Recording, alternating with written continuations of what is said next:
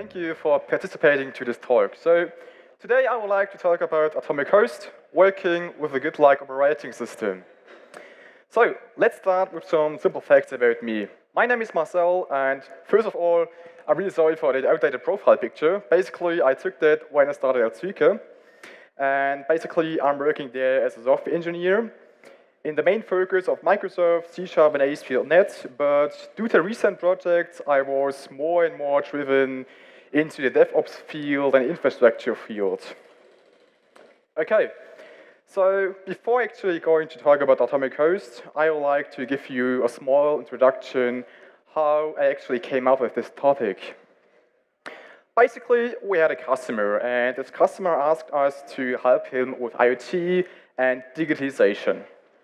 The idea was to provide an edge device. This edge device is usually shipped to the customer's clients and are responsible for collecting machine data. And basically, the edge device is responsible for collecting those data and publishing to the cloud. And it's also supporting some kind of managing those devices.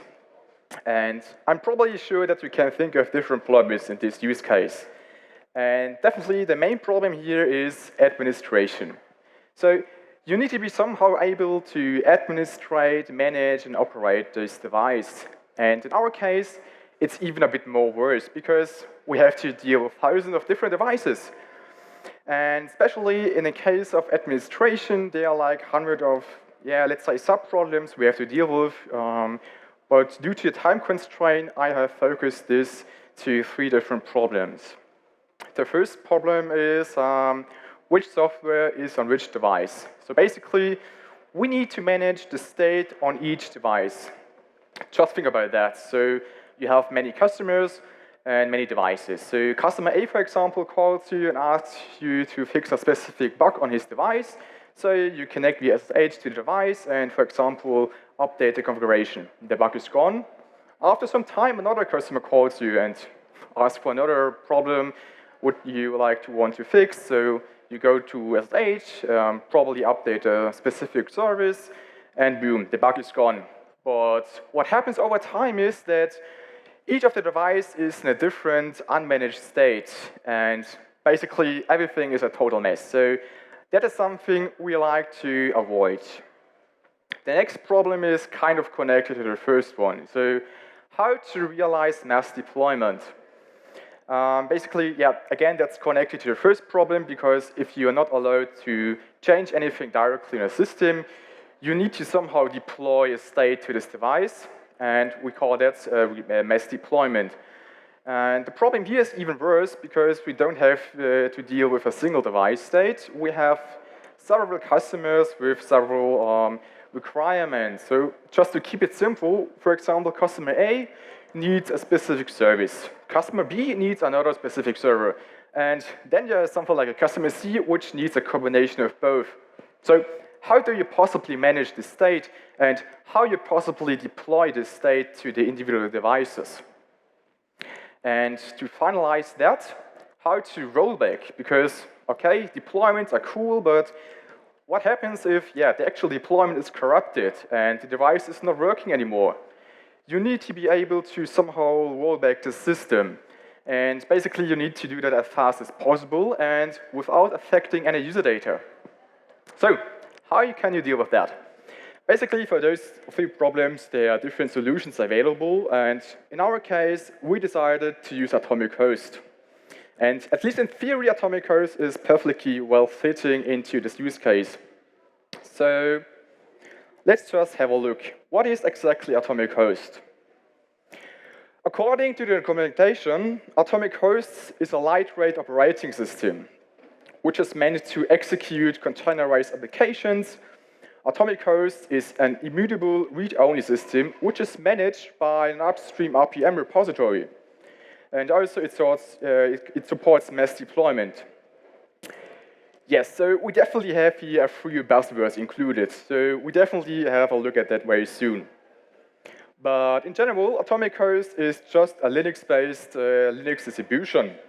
And it is available for Fedora as Fedora Atomic Host, CentOS Atomic Host, and Red Hat Enterprise Atomic Host. But basically, the components of atomic host works everywhere where also rpm works. But if you don't use the pre-configured system, you definitely have to deal with your configuration. So it's probably better to use one of those distributions. Just to mention here, in this talk, I will talk about the registry component in atomic host.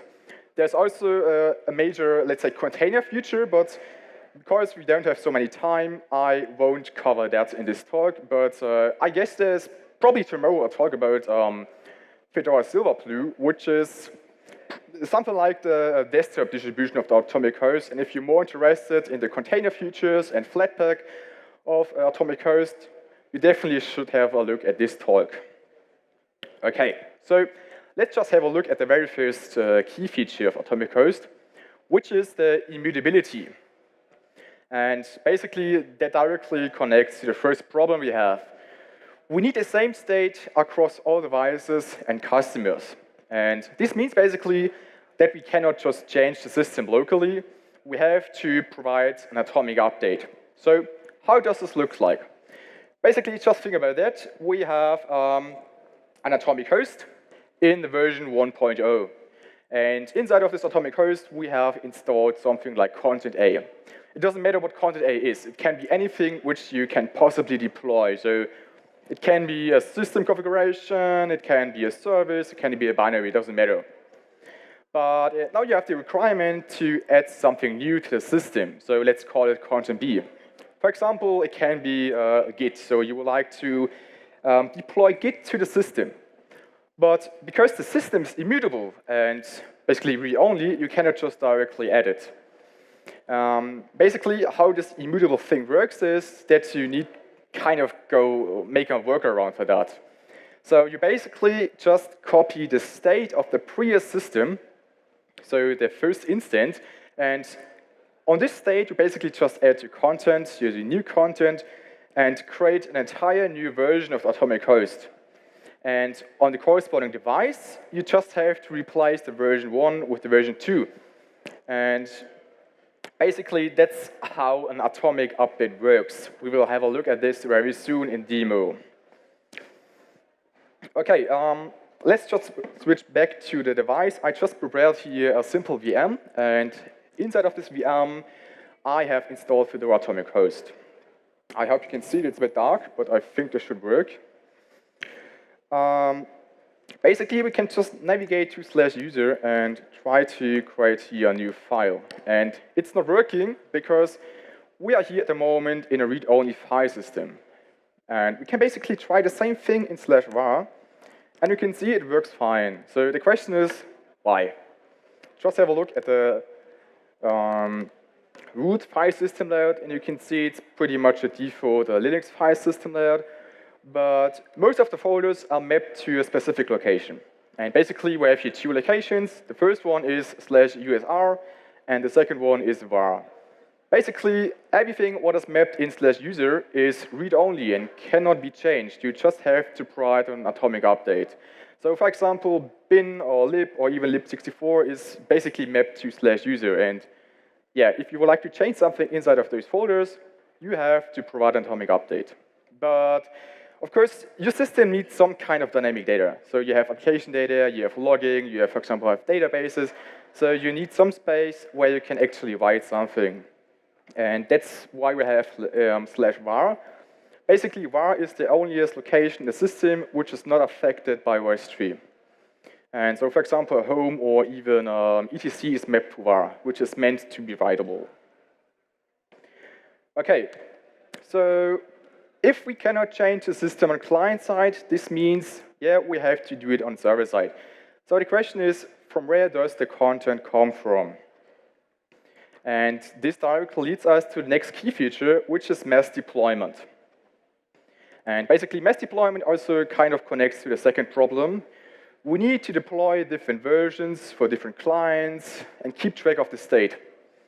And basically, to repeat the use case, we have several customers with specific requirements for specific services. So customer A needs a specific service, customer B needs a specific service. We need to somehow deploy those states to the customer. How can we do that? Well, for that, we have OS3.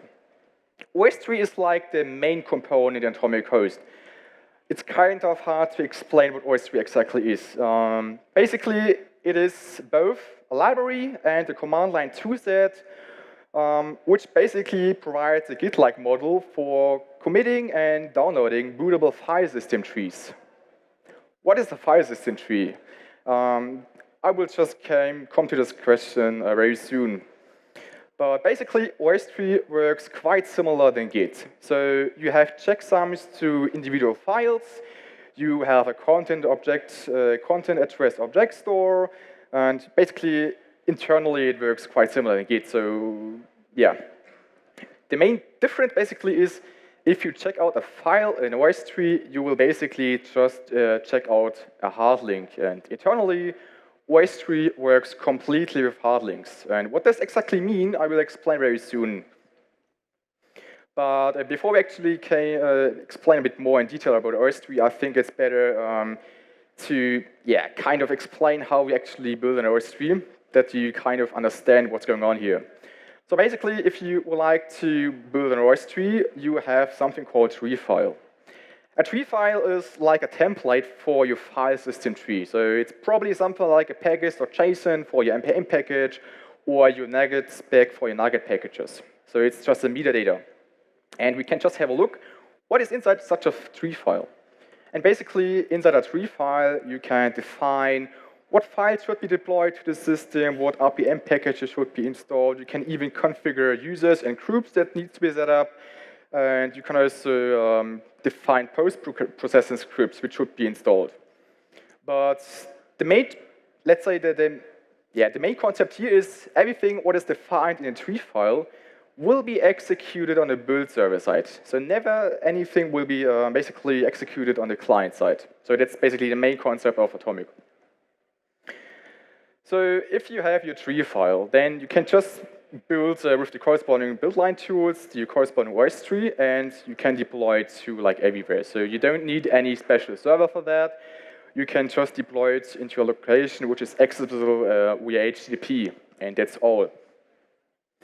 The way how an update in OS tree usually works is very easy.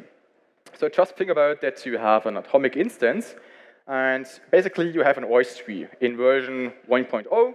And inside of this OS tree, to keep it simple, we have two files deployed. So we have a blue file and a yellow file.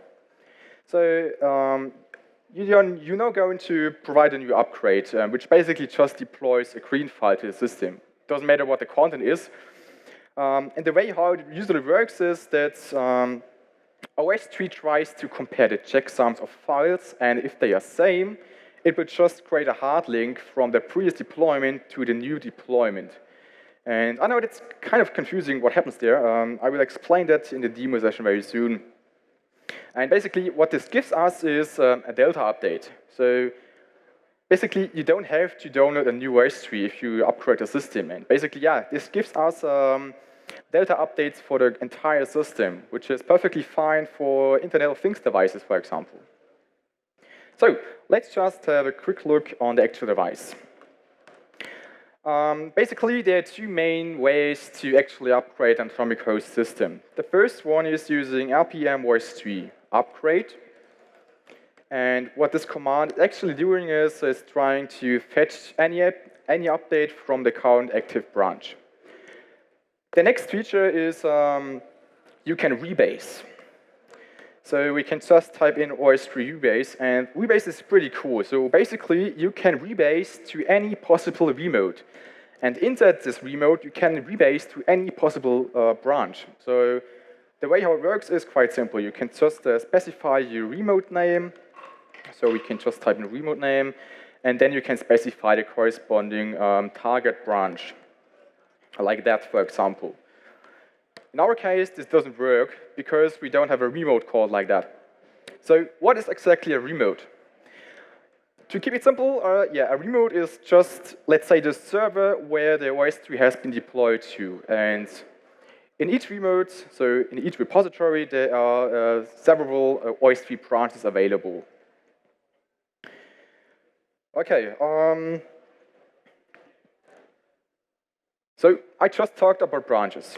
Well, atomic hosts completely support branches like in Git, for example. So you have like branching for your entire operating system. And at least technical-wise, it works a bit different in Git because it's based on hard links. But on the user experience side, you can basically do the same thing as Git. So you can have branches for different environments, for different stages. You can separate by customer or by requirement, by features. It doesn't really matter. So for that, you have the same user experience as in Git for the whole operating system. And the last key feature is the rollback. So at this screen, you see the output of rpm-ostree status. And this command line argument gives us basically an output of the recent deployment history. And you can see I have there 2 deployments active. And each deployment translates to an own bootable file system tree. So this means basically if you deploy a new update to an atomic host system, atomic host will basically create a new bootloader entry which points to a specific OS tree. And this OS tree will basically configure hard links to files. So, okay, let's just have a look and hopefully understand how this really looks like. So I'm going to just open the status again, and you can see I have there 2 active deployments. So the first one comes from the remote called ContainerDays and use this branch. The second deployment comes from local and uses also the same branch here. In the current active deployment, I just deployed them. And as you can see, I can start it and I can even exit it. So to actually roll back the system, you can just type in rpm-ostree rollback. So what exactly this command is doing, it is just swapping out the bootloader configuration. Vim is still available. So basically, every change you do on atomic host will only be applied if you reboot the system. So if you're just going to reboot the system and have a quick look to the actual VM, you can see I have there 2 bootloader entries. Each of them points to a specific OS tree. And previously, before I executed the rollback command, this active bootloader entry was the first. But because I just rollback, basically atomic host just swapped the order of those entries. So we are just to start the device again using the rollback state, which should probably take a couple of seconds. Okay, there we go. And then we can SSH again into the system. So just to check the status of rpm-ostree, you can see basically, yeah, the deployment just has been swapped. And if you're now going to try to execute Vim, you can see it's not there. And basically what we did here is a very fast rollback between 2 deployments. But this doesn't mean that the deployment is gone. Basically, atomic host will always store the last 2 deployments. So basically, we can even check that Vim is still available. So we can, for example, navigate to OS-tree, deploy, and there you can see different commits. And this is the last commit, which includes the Vim command. And basically, this one here is just the OS-tree. So you can see it just represents a normal Linux file system layout. And OS-tree basically just sets corresponding hard links to this commit, to this deployment, to the root file system. And even we can, for example, navigate to the Vim command, and you can see it's still there. But if I would like to execute Vim, you can see it's not there because, well, the hard link is just not active. And, well, that's basically how the whole OS-tree thing works. It just sets hard links to corresponding deployments. Okay, so enough about theory. So let's just build our very own OS-tree. And that's very simple. So for that, we only need a couple of files.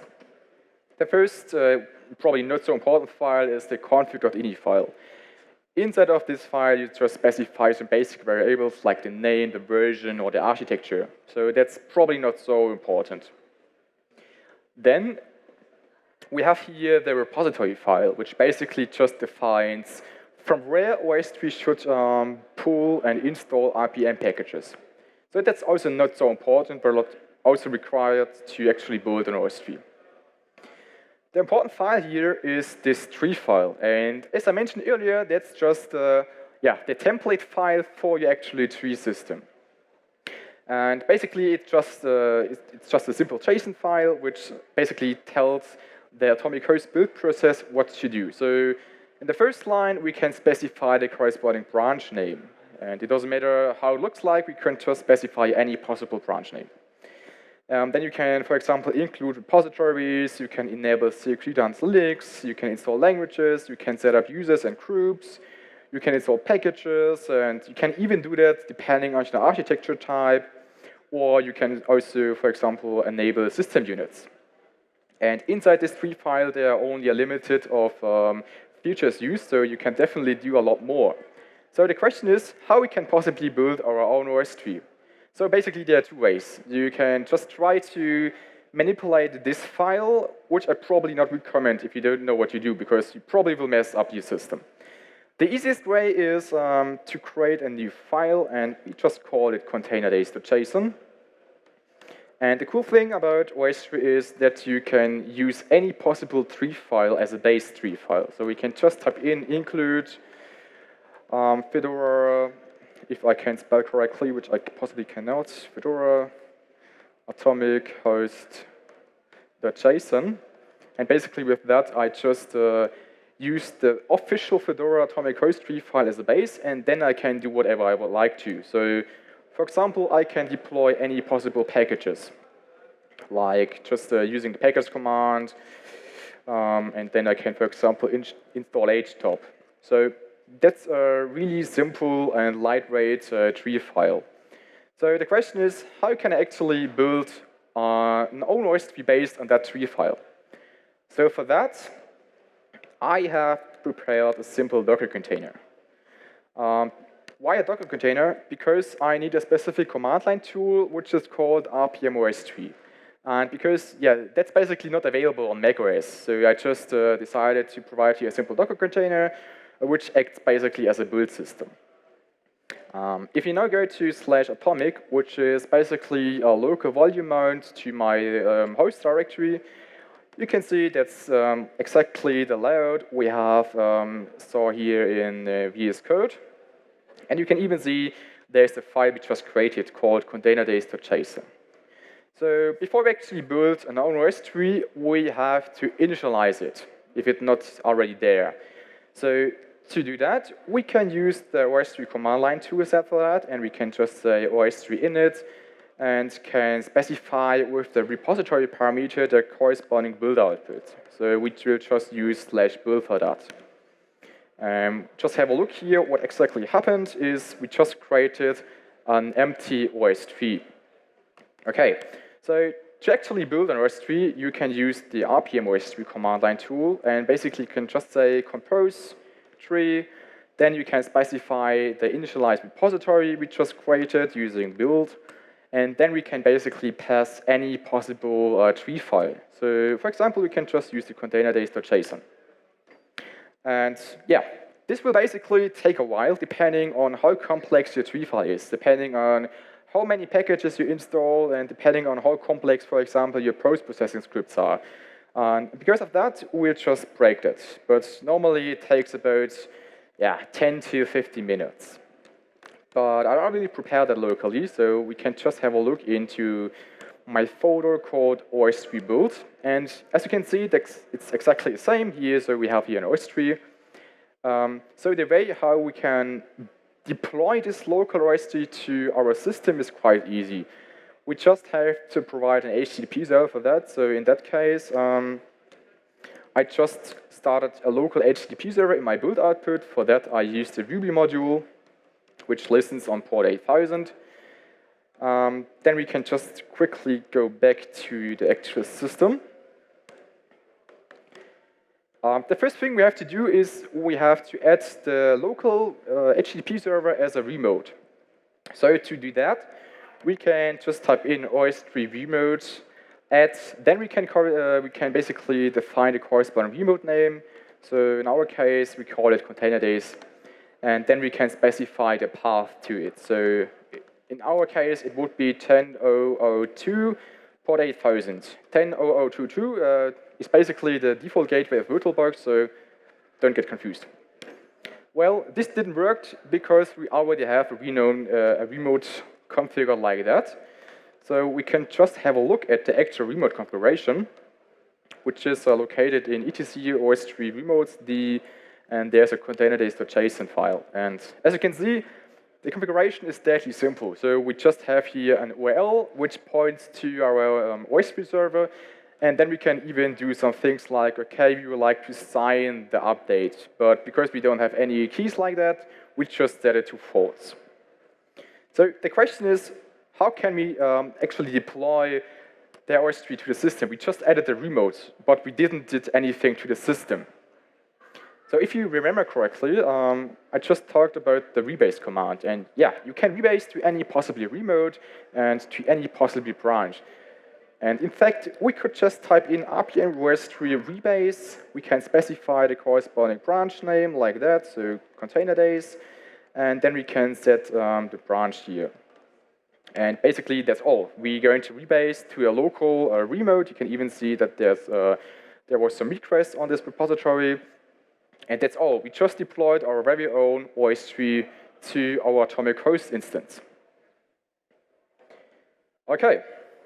So to summarize, why do I need atomic host? Basically, just to repeat it, it is an immutable system which cannot be changed directly. That's probably not so true. There are some commands available to still be able to edit the system locally and manually, but it is definitely not meant to do on production site. We have branching of different versions and environments, and we can easily switch between different versions using the rebase command. And we have an easy and safe rollback function, which basically just works all the time by just swapping out the boot configuration. We don't affect any user data, and basically it works immediately. Okay, so let's talk about the future of atomic host. Well, sad news for Fedora, atomic host will end of life with Fedora 29, which is already outdated. But luckily for the others, it will be still continued. So the question is atomic host dead because of Fedora? Definitely not, because basically Red Hat acquired CoreOS, and basically they are planning to create something called Fedora CoreOS. And Fedora CoreOS tries to combine the best of both worlds. So it tries to include CoreOS and atomic host in an own Linux distribution called Fedora CoreOS. But at the moment, there is no release date available. But we will definitely look forward to what comes there. Yes, so basically that was all. Many thanks for participating. So if you have any open questions, just feel free to ask.